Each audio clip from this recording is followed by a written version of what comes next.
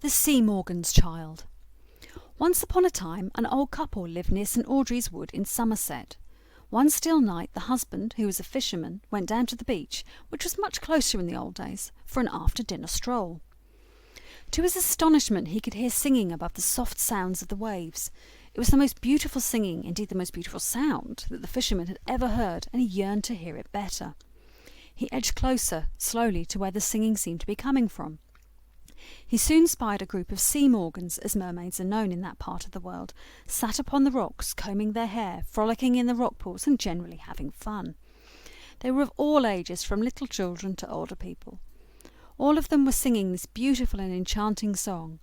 The fisherman was so charmed by their singing that he failed to notice time passing, and that the evening was getting increasingly dark and cold, until at last he noticed that his bones were frozen and stiff with cold. He made to move to get his circulation going again, but as he did, he knocked a stone by his feet that went tumbling away.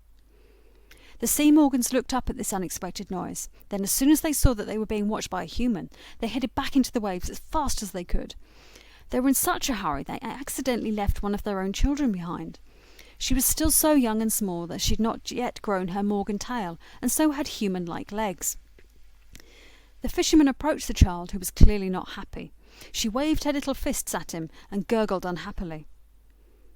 The fisherman felt sympathy for this little child left behind, and he was reminded of his own child, which he and his wife had lost to illness at around the same age the girl was now. He picked up the child and carried her to his home, where he and his wife both doted on her.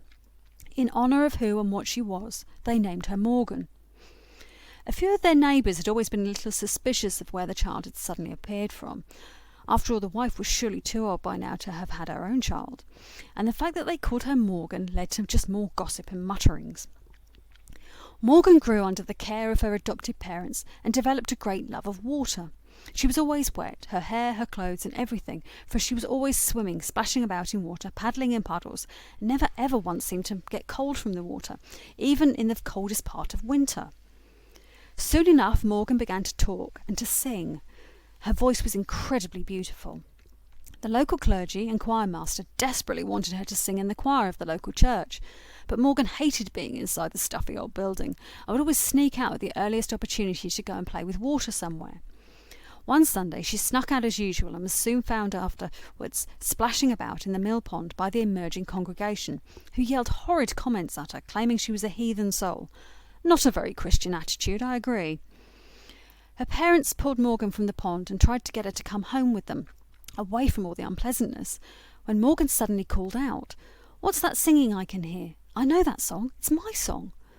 Everyone turned to where Morgan was looking, and although they couldn't see anything, they could suddenly hear sweet music carrying on the wind from the sea. They were terrified and scuttled off to fetch the priest. Her father, meanwhile, denied that he could hear anything, as he knew what was going on. Her people were calling to her. "They're calling to me," said Morgan, as she realised for herself what was happening. "I have to go. There'll be a terrible storm tonight. You wait and see. So I have to go now."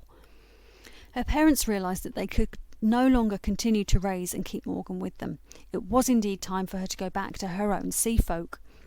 They hugged her and kissed her and wished her a very happy life, and then, with love, they let her go. Off she went, running towards the sea, where she dived into the waves, and as soon as she did, her tail appeared, and she swam off to join her Morgan family. There was, as promised, a terrible storm that night, with lashing rain, strong winds, and waves whipped up into a maelstrom. Many boats were wrecked, but not the fisherman's, which was safe and sound. From that day forth, the fisherman also got a good haul every single time he ever went out fishing, which is a rare thing indeed, for fishing, like farming, waxes and wanes with the seasons. Perhaps it was Morgan's way of thanking the couple for looking after her for all those years, and for being kind enough to let her go when the time was right. Thanks for watching. See you in the next video.